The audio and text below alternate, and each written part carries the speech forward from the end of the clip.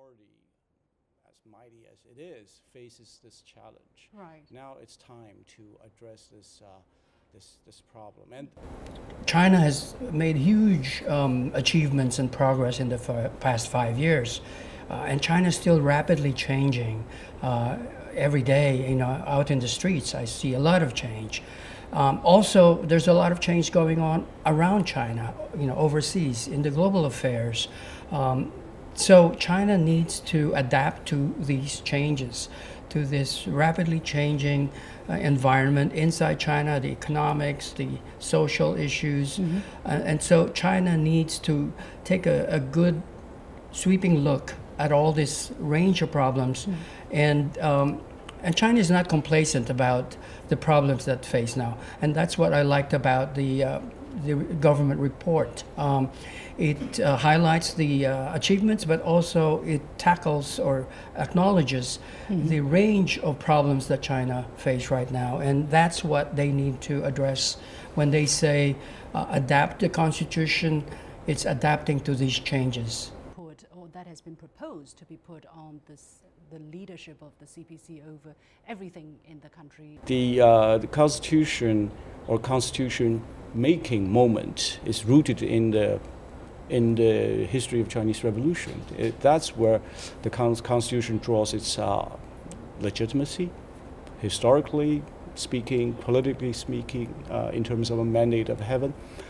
To that extent, it's not a matter of legalistic, technical sort of a change of certain state sort of policies or structures. It's really within the Communist Party's self-understanding of its mandate. Leadership of the Communist Party of China is the defining feature of socialism with Chinese.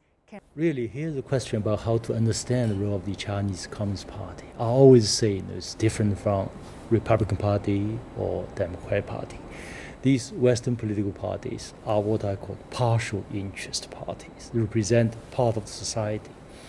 China, given its long history, it's always, over the past 2,000 years, 95% of the case, run by what I call unified ruling entity.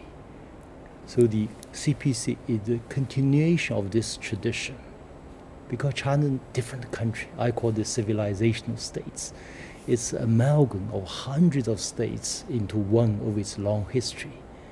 If you practice Western multi-party system, the country ended in disintegration and warlords fighting each other. So in this sense, we emphasize the leadership of the party is crucial, and the party is the institution of China. The members of the CPC actually make up 8% of the Chinese population. It means self-confidence in the political system. We have made it. We have done better than other political systems. So we state out very clearly, this is how we have achieved under leadership of the party and will continue to do so. The difference between the Chinese political system and the Western-style democracy is Western-style democracy is focused on what we call 政体 or procedures, politically procedures. It must be procedurally correct. That's important. So in that way, they believe, you delete these two-term limits, it's a step backward. Although many Western countries practice such same practice. In the Chinese case, we always have a 正道 or political purpose. And political procedures should serve political purpose, your objectives. So the idea is you have to keep a balance between the two. Otherwise, the system like the West become very rigid. So I should add one point, because for many non-Chinese, if you look at the 21st century international competition, eventually, at the end of the day, it's about whether a country has a political force that can represent the interests of the vast majority of your population. You have that kind of representation, and then your chance of success is greater. That's the case with China, Chinese constitution. Yeah, what kind of implication will I have for the other Decision making at a macro level, if you look at each major decision made, like a 5-year plan, it takes at least 1 year and hundreds of rounds of consultation at different levels of Chinese state and Chinese society before a decision is made. And if within this long-term objective, and these objectives are correct, then what you need is really power to have them implemented. Yeah.